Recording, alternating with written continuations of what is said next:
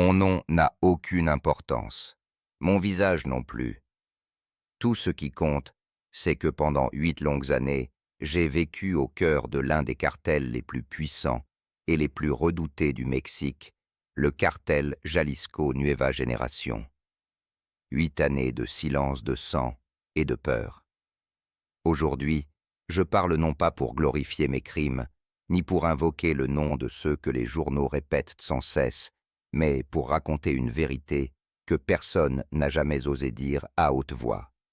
Une vérité qui ronge, qui obsède et qui me poursuit encore aujourd'hui. On m'a toujours appris que Nemesio Oseguera Cervantes, connu comme El Mencho, était le chef suprême. Le visage officiel, l'homme dont les affiches de recherche couvraient les murs et dont les menaces emplissaient les vidéos de propagande.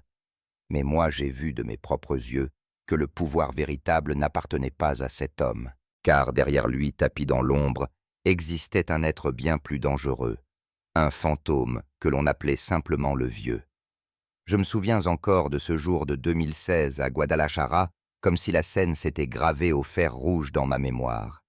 J'étais alors un simple halcón, un guetteur de rue payé pour surveiller un carrefour dans le quartier El Refugio. Le soleil de l'après-midi tombait lourd sur les trottoirs poussiéreux, et je croyais connaître chaque fissure de cette ville, chaque murmure de ses ruelles. Puis, sans prévenir, un convoi de 3 camionnettes noires s'est arrêté devant une maison modeste.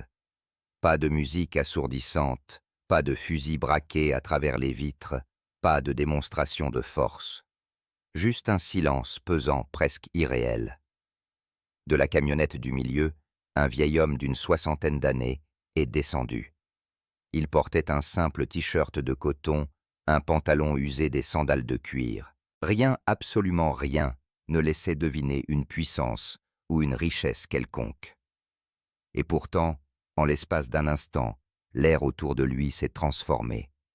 Les halcônes les plus brutaux, ceux qui aimaient exhiber leurs armes et leurs cicatrices, se sont figés comme des enfants pris en faute. L'un d'eux, un dur à cuire surnommé Checo, a commencé à trembler. J'ai cru à une blague, à une réaction exagérée, mais quand je lui ai demandé qui était cet homme, il m'a lancé un regard que je n'oublierai jamais, un mélange de terreur et de respect glacé. Cet homme n'existe pas, tu comprends. Et si un jour on te demande, tu n'as rien vu.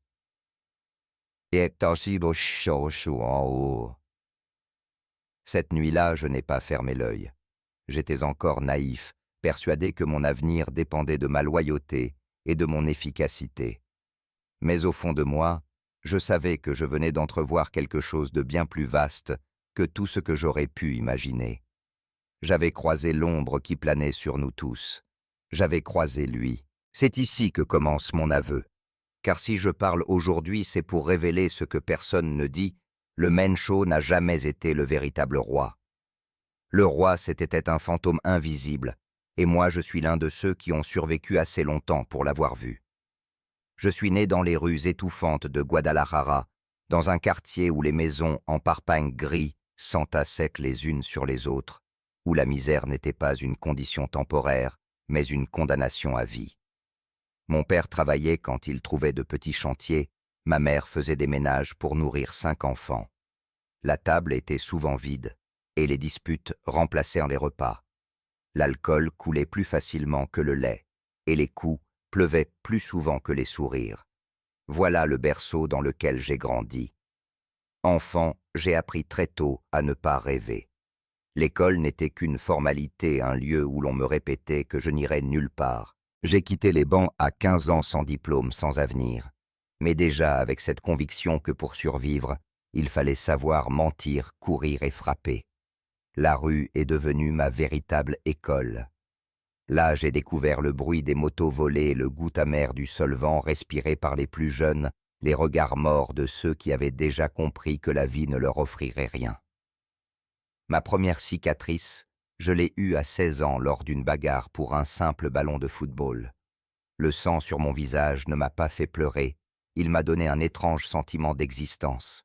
Enfin, j'existais pour quelque chose, pour ma rage, pour ma capacité à ne pas reculer. Ce jour-là, j'ai compris que dans mon monde seul, le plus dur survit. Les policiers qui passaient devant nous détournaient les yeux. Ils savaient que nous étions déjà perdus de futurs soldats d'un empire qu'ils faisaient semblant d'ignorer. Ma famille, elle s'enfonçait toujours plus. Mon père a disparu un matin emportant avec lui ses dettes et ses promesses creuses.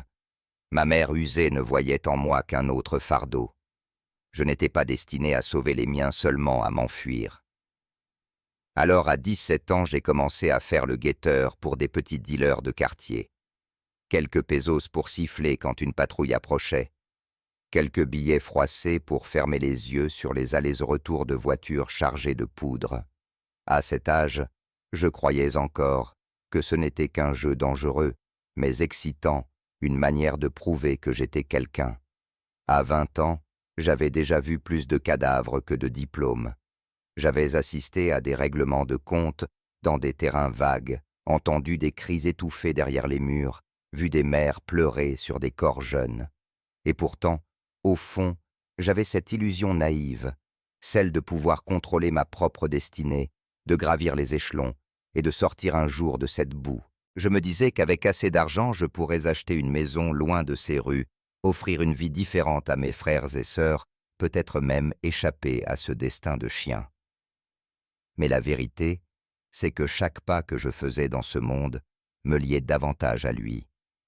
Ce que je croyais être une échelle pour sortir de la misère n'était en réalité qu'une chaîne qui m'attachait plus solidement encore. Et ce que je prenais pour des choix n'étaient que des pièges soigneusement placés par ceux qui manipulaient nos vies dans l'ombre. J'avais 23 ans quand je suis devenu officiellement un halcon pour le CGNG. Ce jour-là, je croyais entamer une ascension. En réalité, je venais d'ouvrir la porte d'une prison sans barreaux, celle où le véritable maître n'était pas celui qu'on voyait dans les journaux, mais celui dont personne n'osait prononcer le nom.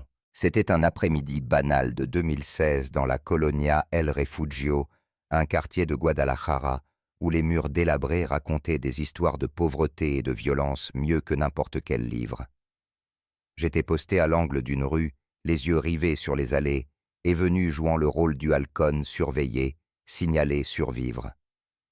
J'avais 23 ans, et je croyais déjà tout connaître de la rue. Quelle erreur! Ce jour-là, j'ai compris que je n'étais rien d'autre qu'un pion aveugle dans une partie bien plus vaste que moi. Un convoi discret de 3 camionnettes noires s'est arrêté devant une maison sans apparence. Pas de musique narco qui résonnait dans les vitres, pas de klaxon arrogant, pas d'excès ostentatoire. Seulement un silence épais, presque sacré. Les portières se sont ouvertes et un vieil homme est descendu de la camionnette du milieu. Il devait avoir une 60aine d'années, vêtu comme un retraité ordinaire, une chemise de coton, un pantalon délavé, des sandales de cuir. Rien, absolument rien n'indiquait qu'il s'agissait d'un homme dangereux. Et pourtant, la rue entière a changé d'atmosphère dès qu'il a posé le pied sur le trottoir. J'ai vu Checo, un type brutal qui passait son temps à se vanter de ses cuerneaux de chivaux et de ses meurtres pâlir comme un enfant pris en faute. Ses mains tremblaient, ses yeux évitaient ceux du vieillard. Tous les autres halcons du secteur se sont figés raides comme des statues. Personne n'osait respirer. C'était comme si l'air lui-même s'était figé autour de cet homme, qui pourtant n'avait ni arme visible, ni escorte tapageuse. Je me suis approché de Checo quand le convoi est reparti. « Qui est ce vieil homme ?» ai-je demandé incrédule. Il m'a lancé un regard que je n'avais jamais vu dans ses yeux, mélange de peur viscérale et de respect absolu. Sa voix s'est faite plus basse qu'un murmure. « Ce type n'existe pas, tu comprends. Et si jamais on t'en parle, tu n'as rien vu, rien entendu. » Ces mots m'ont glacé le sang. Comment un homme pouvait-il être à la fois invisible et si redouté? Cette nuit-là, je n'ai pas dormi. Mes pensées tournaient en boucle autour de cette silhouette banale, mais terrifiante. J'avais le pressentiment d'avoir aperçu quelque chose qui dépassait les rumeurs habituelles, quelque chose de fondamental qui expliquait l'ordre caché de notre monde. 2 semaines plus tard, j'ai été convoqué pour un ascenso. J'étais fier naïf, persuadé que mes efforts et ma loyauté avaient payé.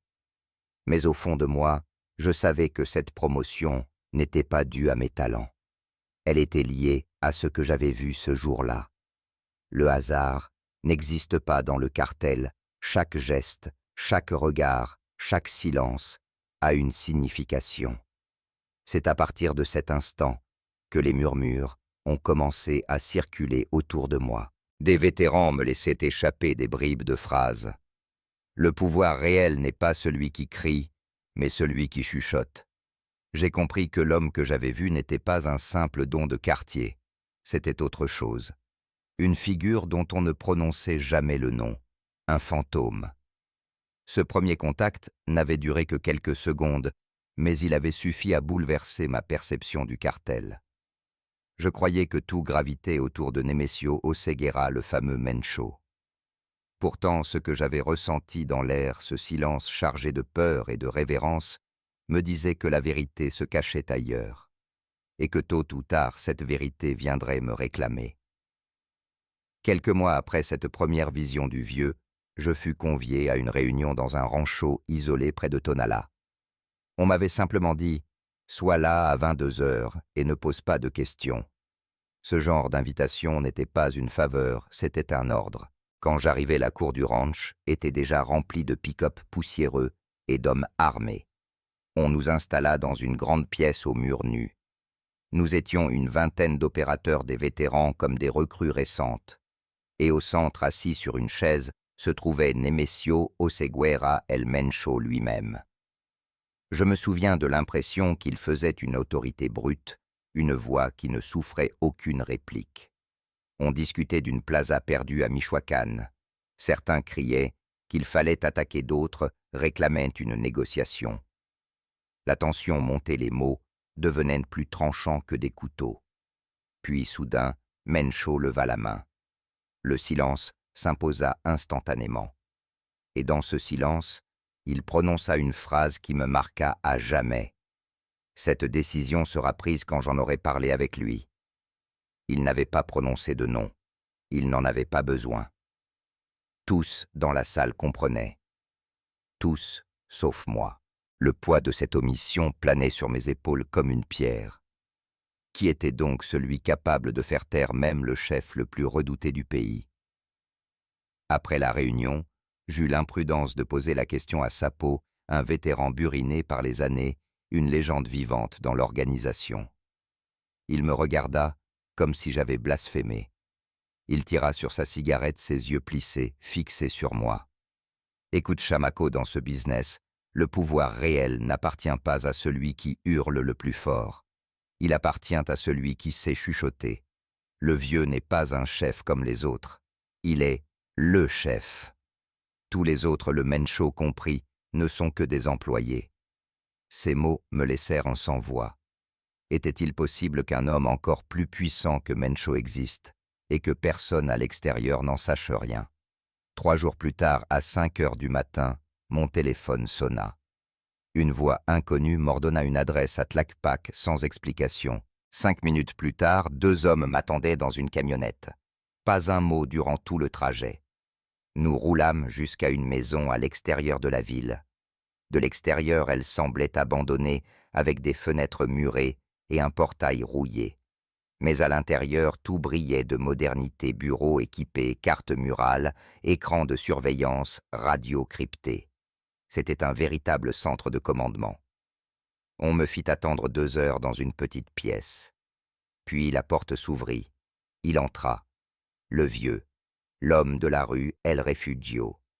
Toujours vêtu simplement, mais désormais auréolé d'une force silencieuse qui emplissait l'espace. Il s'assit face à moi sans un mot. Ses yeux petits perdus entre les rides m'examinaient avec une froideur qui me traversa jusqu'aux os. Enfin, il parla d'une voix douce mais autoritaire. « Alors c'est toi le nouveau en logistique ?» Je répondis par un « oui », tremblant. « Tu es ici parce que tu as du potentiel, mais aussi parce que tu poses trop de questions. Les questions montrent l'intelligence, mais l'intelligence sans discrétion peut être dangereuse. Tu comprends J'acquiesçais incapable d'articuler autre chose. Désormais, tu travailles directement pour moi. Et une chose encore, à partir d'aujourd'hui, je n'ai pas de nom. Pour toi, je suis seulement lui. En sortant de cette pièce, j'avais franchi une frontière invisible. Ce n'était pas un contrat signé, ni une cérémonie avec serment de sang. C'était pire. C'était l'acceptation silencieuse que ma vie ne m'appartenait plus. J'étais devenu un soldat de l'ombre, lié à jamais à un maître que personne ne devait connaître. La première fois que je reçus un ordre direct du vieux, je crus que mes jambes allaient céder sous moi. Il ne s'agissait pas d'un simple service de guetteur, ni d'une ronde dans les rues de Guadalajara. Non, c'était une mission qui ressemblait à une opération militaire réglée comme une horloge. Mon rôle supervisait le transfert de 50 kilos de fentanyl depuis un laboratoire clandestin de Culiacán jusqu'à Houston.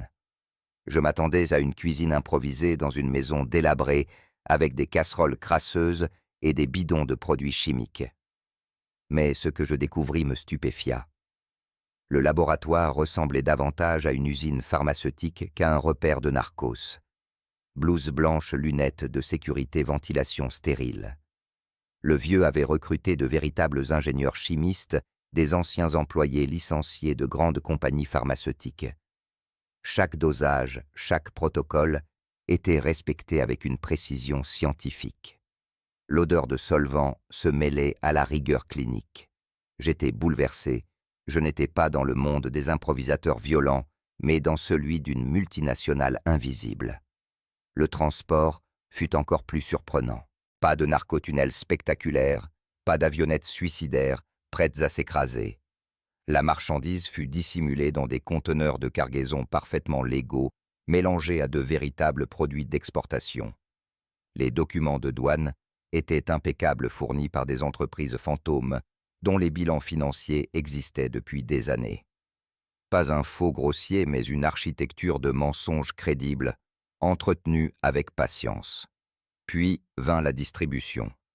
Je croyais que la drogue allait finir entre les mains de dealers de rue. Mais non. Le vieux avait mis en place un réseau de pharmacies illégales aux États-Unis, tenu par de faux médecins intégrés au système de santé américain avec des licences volées. Les clients n'avaient même pas conscience d'acheter directement au cartel. Tout semblait propre, légal, ordinaire. Quand l'opération fut terminée, 50 kilos de fentanyl avaient traversé la frontière sans un seul coup de feu, sans une ligne dans les journaux. Pas de cadavres dans des fossés, pas de sirènes hurlantes. Seulement du profit pur, silencieux, implacable. C'est à ce moment-là que je compris le génie du vieux. Là où d'autres cartels cherchaient la gloire des fusillades et des têtes coupées dans les journaux, lui cherchait l'invisibilité. Chaque acte violent que l'on voyait dans les médias n'était qu'une distraction. Le véritable empire se bâtissait dans le silence. Mon rôle évolua rapidement. Je n'étais plus un simple logisticien. On me nomma coordinateur des opérations spéciales, un titre pompeux qui signifiait surtout ceci. Désormais, je recevais mes instructions directement de lui. Pas de débat, pas de discussion.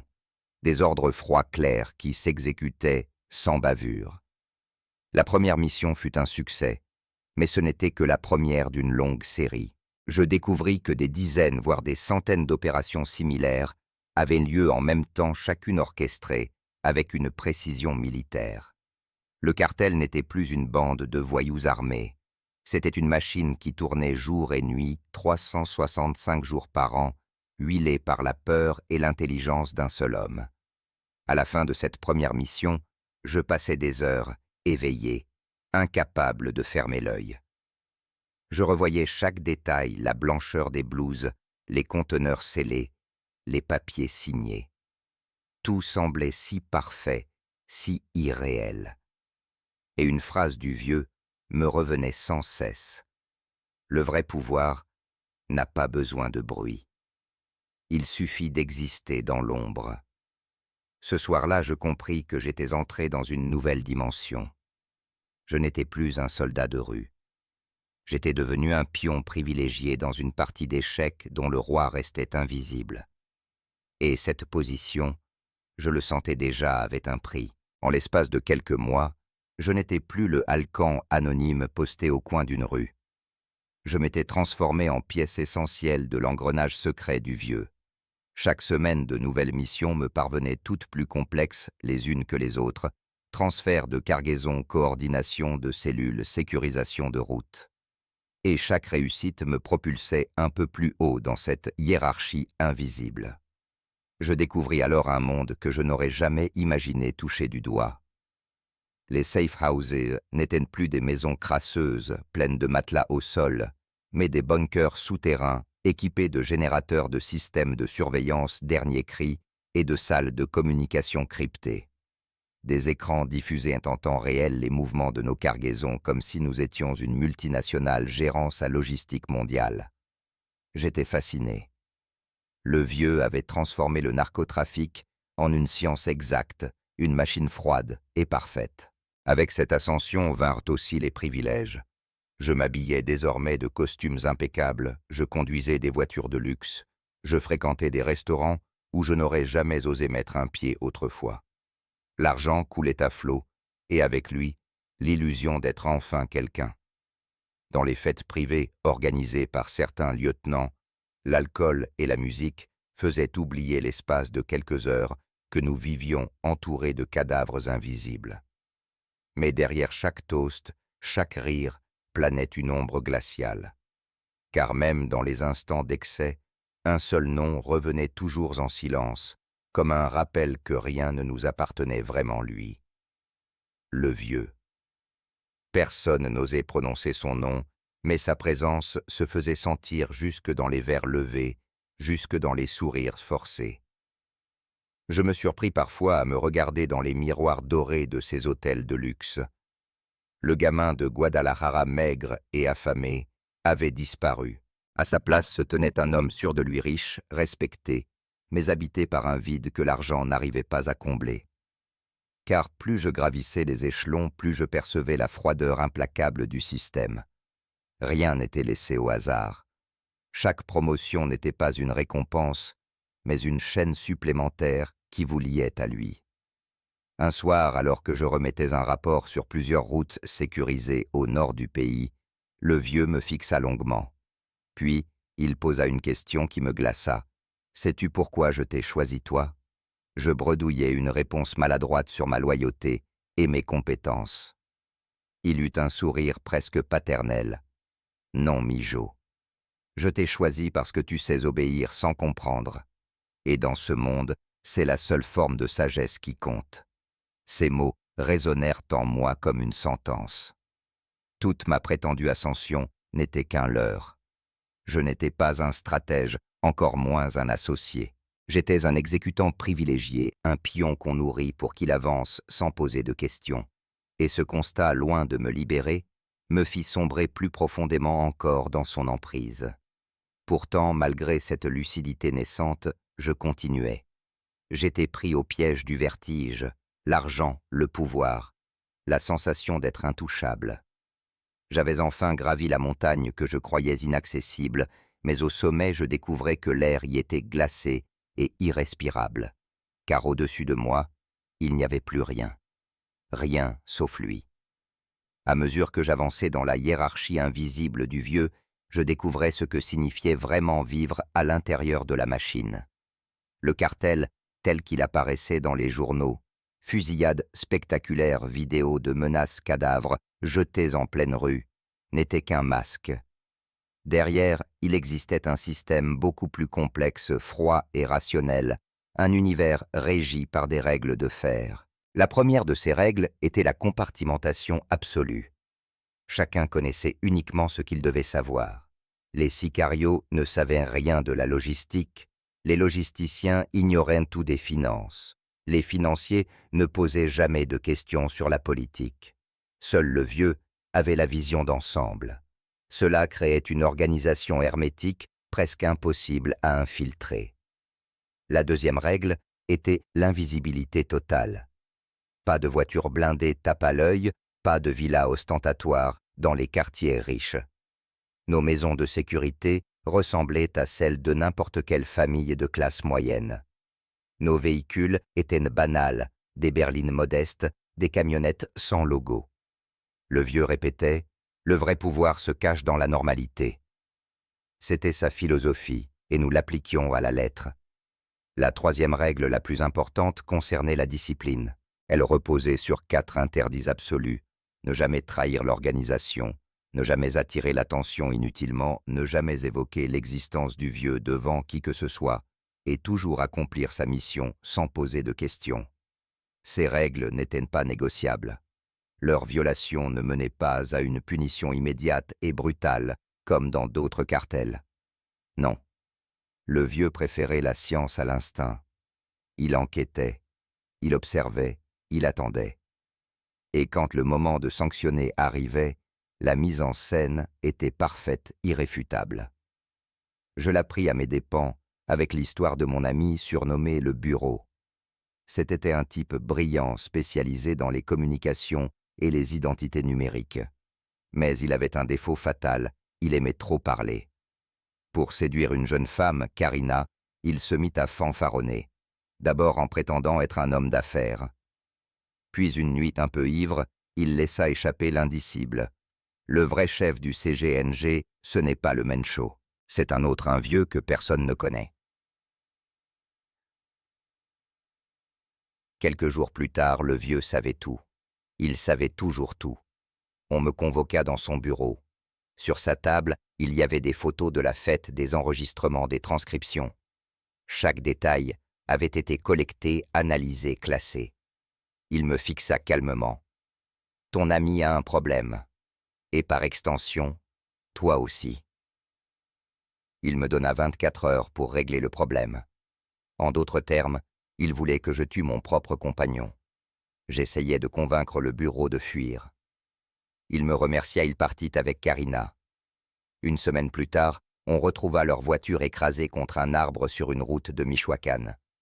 Accident, disait-on. Mais moi, je savais. Rien n'échappait au vieux. Ce jour-là, je compris le vrai sens du mot peur. Ce n'était pas la peur de mourir dans une fusillade. Ce n'était pas la peur d'une prison. C'était la peur d'un ennemi qui ne frappait jamais dans la colère, mais toujours avec méthode. La peur d'un fantôme qui pouvait transformer n'importe quelle erreur en accident tragique. À l'intérieur de la machine, les soirées de luxe, les verres de champagne et les rires masquaient une vérité implacable. Nous n'étions pas des rois, nous étions des esclaves. Des esclaves bien payés, certes, mais tenus par une laisse invisible dont le vieux tenait l'extrémité. Chaque sourire cachait une menace, chaque toast résonnait comme un rappel ici, personne n'est irremplaçable. Peu à peu, je découvris que le CGNG que l'opinion publique croyait connaître n'était qu'une façade.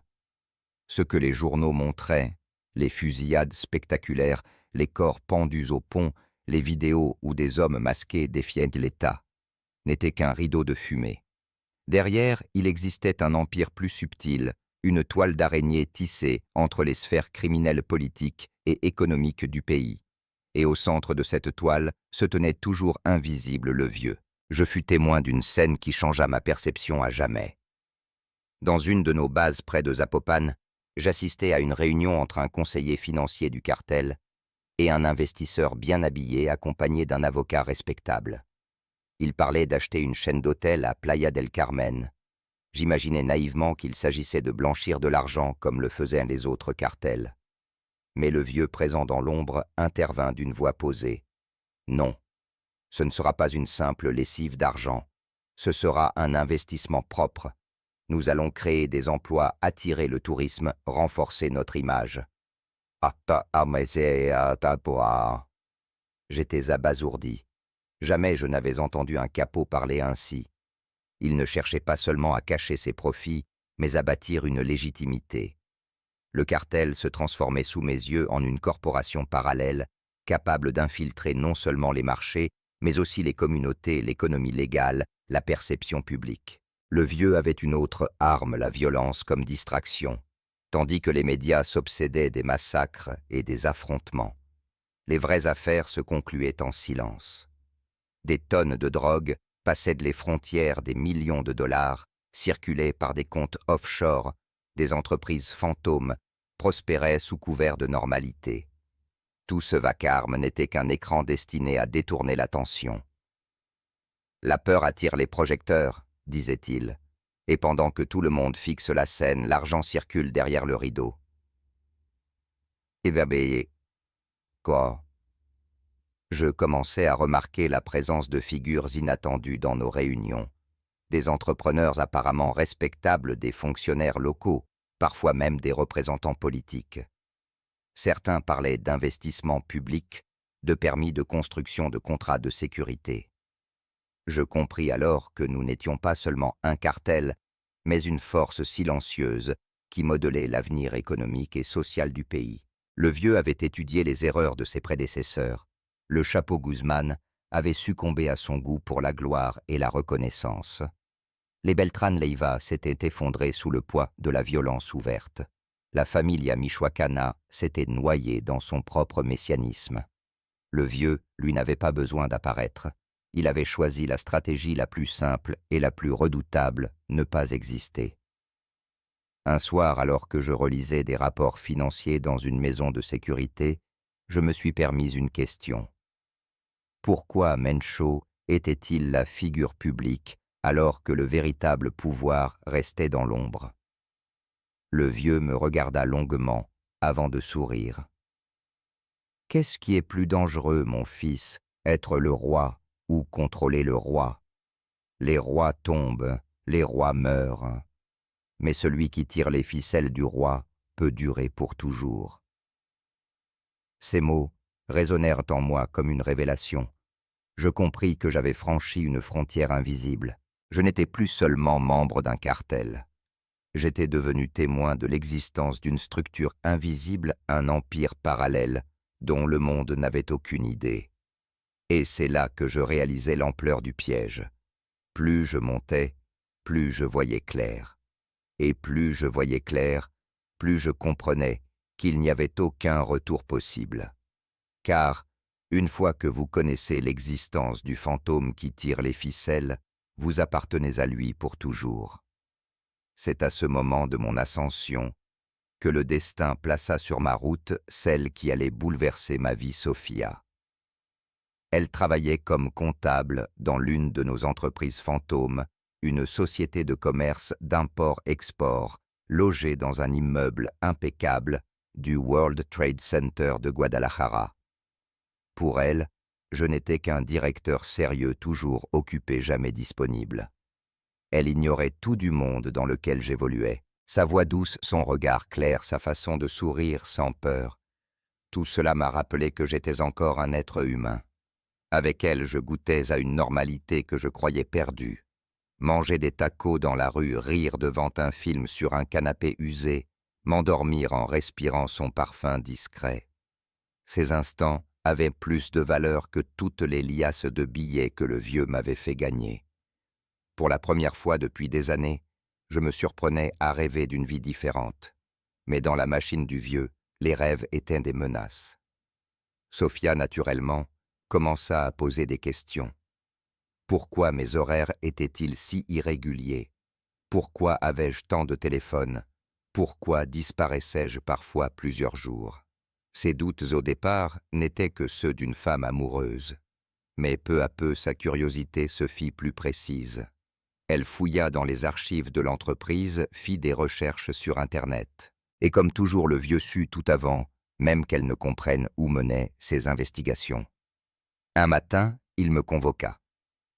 Sur son bureau reposait un dossier épais, rempli de photos de nous deux, de conversations enregistrées, de captures d'écran, des recherches de Sophia. Il me parla calmement, d'une voix presque paternelle. « Ta compagne est trop curieuse. C'est un risque. Tu dois choisir. » Choisir. Ce mot résonna comme une condamnation. Le vieux m'offrit deux options: rester avec lui, continuer à gravir les échelons, gagner plus que je n'avais jamais imaginé, mais renoncer à Sophia. Ou fuir avec elle, tenter une nouvelle vie loin d'ici, mais sans aucune garantie de survie. Il termina par un sourire qui me glaça le sang. « Tu peux essayer. » Cette nuit-là, je regardais Sophia dormir, ses cheveux éparpillés sur l'oreiller, sa respiration paisible. et je sus que je ne pouvais pas l'abandonner. À l'aube, je lui dis la vérité, ou du moins une partie. Je lui expliquai que nous étions en danger, qu'il fallait partir immédiatement sans poser de questions. Elle accepta parce qu'elle m'aimait. Nous avons fui avec 200 000 dollars en liquide et de faux papiers que j'avais préparés comme plan de secours. Nous avons traversé la frontière à Tijuana, puis pris un avion vers San Diego, puis Chicago, puis Montréal. Pendant 3 ans, nous avons vécu comme des fantômes, changeant de nom et de domicile sans cesse. Je travaillais dans des restaurants sur des chantiers. Sophia s'occupait d'enfants pour des familles aisées. C'était une vie modeste, fragile, mais c'était la liberté. Ou du moins, je le croyais. Car un matin à Toronto, un homme en costume gris s'assit en face de moi dans un café. Ses yeux froids et vides suffisaient à me faire comprendre. Il parla en anglais puis en espagnol. Il ne t'a jamais oublié. Il t'a offert 3 ans comme cadeau. Mais ce cadeau expire aujourd'hui. Sur la table, il posa une photo de Sophia enceinte sortant d'un hôpital. « Reviens, reprends ton poste, sinon ta femme et ton enfant disparaîtront. » Le lendemain, à midi, j'étais dans un avion pour Guadalajara. Sophia resta au Canada, protégée du moins, je l'espérais. Quand j'atterris, une camionnette noire m'attendait. Le cercle était refermé. Le piège s'était refermé. Quand je revins à Guadalajara, je retrouvai la même scène qu'au premier jour. Une camionnette noire m'attendait à la sortie de l'aéroport moteur, allumée, vitres teintées. Je montai sans résistance. La route me mena jusqu'à cette maison discrète, en périphérie, la même où j'avais rencontré le vieux pour la première fois. Rien n'avait changé. Comme si les années écoulées n'avaient été qu'un rêve fragile, une parenthèse effacée d'un revers de main. Il était là assis à son bureau, le dos droit, les mains jointes. Le temps avait marqué son visage de quelques rides supplémentaires, quelques cheveux blancs de plus, mais son regard n'avait rien perdu de sa dureté glaciale. Quand j'entrai, il esquissa ce sourire que j'avais appris à craindre. « Bienvenue à la maison. » Je répondis d'une voix sèche, « Ce n'a jamais été ma maison. » Il hocha la tête amusé, comme s'il parlait à un enfant. « Tu n'as jamais compris, Mijo. Cette maison, c'est la seule qui t'ait jamais appartenu. Et tu es revenu comme je l'avais prévu. » Je voulus protester, mais ses paroles s'abattirent comme un couperet. Sais-tu ce qui distingue la liberté de l'illusion de liberté? La liberté est quelque chose que l'on prend. L'illusion de liberté est un cadeau que l'on reçoit. Et moi, je t'ai offert 3 ans, parce que je savais que tu reviendrais. Ces mots détruisirent en moi la dernière étincelle d'espoir. Tout ce que j'avais vécu avec Sophia, toutes nos fuites, toutes nos précautions, n'avaient été qu'un répit toléré. Je n'étais jamais sorti de sa main. Je le regardais longuement. Pour la première fois, je ne vis pas un démon immortel, mais un vieil homme qui avait fait de la manipulation et du contrôle sa seule raison de vivre. Pourtant, cette humanité n'était qu'une illusion passagère. Son autorité, elle demeurait intacte, implacable. Je compris alors que ma confession n'était pas un acte de courage, mais une nécessité. Si je parle aujourd'hui, ce n'est pas pour chercher le pardon. Je sais que mes mains sont tachées de sang, que mes choix ont détruit des vies innocentes, que ma loyauté a nourri une machine de mort et de peur. Je ne demande rien sinon que la vérité soit dite. Le vieux m'a appris une leçon que je n'oublierai jamais dans ce monde, le pouvoir réel n'a pas de visage. Les rois que l'on montre tombent toujours tôt ou tard, mais ceux qui tirent les ficelles depuis l'ombre peuvent durer éternellement. Mencho n'était qu'un pion visible, un roi sacrifié sur l'échiquier. Le véritable maître n'a jamais porté de couronne. Il s'est contenté de rester invisible. Aujourd'hui, je vis avec cette certitude, il n'y a pas d'issue. On ne quitte jamais la machine. On peut courir, changer de nom, traverser des frontières. On peut croire à la rédemption, croire à l'amour, croire à une seconde vie. Mais l'ombre du vieux finit toujours par vous rattraper, parce que son empire n'est pas fait de territoire ni d'armes mais de peur. Et la peur, elle voyage plus vite que n'importe quel avion. Alors je confesse, non pas pour me libérer, il n'y a pas de libération, mais pour témoigner. pour que vous sachiez, vous qui écoutez, que derrière chaque cartel, derrière chaque nom répété par les médias, il y a un fantôme que personne n'ose nommer. Et ce fantôme, je l'ai vu. Il m'a possédé, il m'a brisé. Je termine par ces mots, les seuls qui résument ma vérité. Les vrais patrons ne portent jamais de couronne. Les vrais patrons sont invisibles.